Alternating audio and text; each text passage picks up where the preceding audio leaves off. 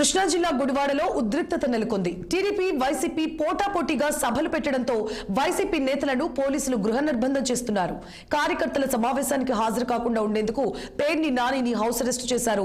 House arrest నేపథ్యంలో పేర్ని నానిని ఆయన నివాసంలోనే మాజీ ఎమ్మెల్యే కైలా అనిల్ కుమార్ కలిశారు. ఇక సభ నిర్వహణ, పోలీసుల తీరుపై చర్చించారు.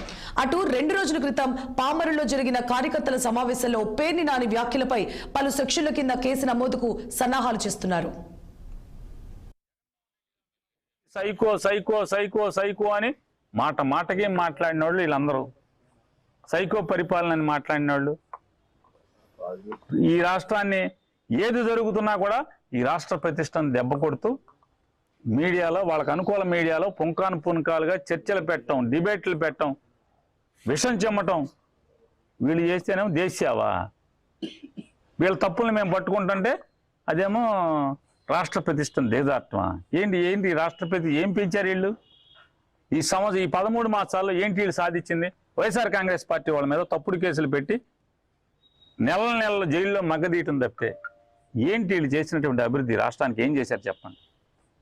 కిందోళ్ళేమో ఇసుక, మట్టి ఇట్లాంటి సహజ వనరులన్నీ కిందోడు దోచుకుంటాడు. ఎమ్మెల్యేలు వీళ్ళందరూ కూడా అందినోడు అందినంత పంచాయతీల్లోనో చెరువుల్లో మట్టి తవ్వేసి దోచుకుని వాళ్ళు అమ్ముకుంటూ ఉంటారు. పైయోళ్ళు పైన అమ్ముకుంటూ ఉంటారు. ఇంతకు మంచి ఏంటో ఈ రాష్ట్రానికి ఒదిగిందంటే 1,60,000 చిల్లర కోట్లు అప్పు అయింది. ఆ అప్పు కూడా ఖజానాలు సరాసరి చేయబెట్టి తీసేసుకోవచ్చు.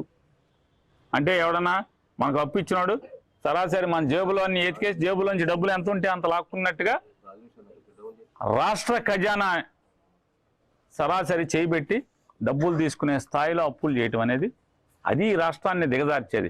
ఈ రాష్ట్ర ప్రతిష్టని, అటువంటి తప్పుడు చర్యలు ఈ రాష్ట్ర ప్రతిష్టను దిగజారుస్తాయి.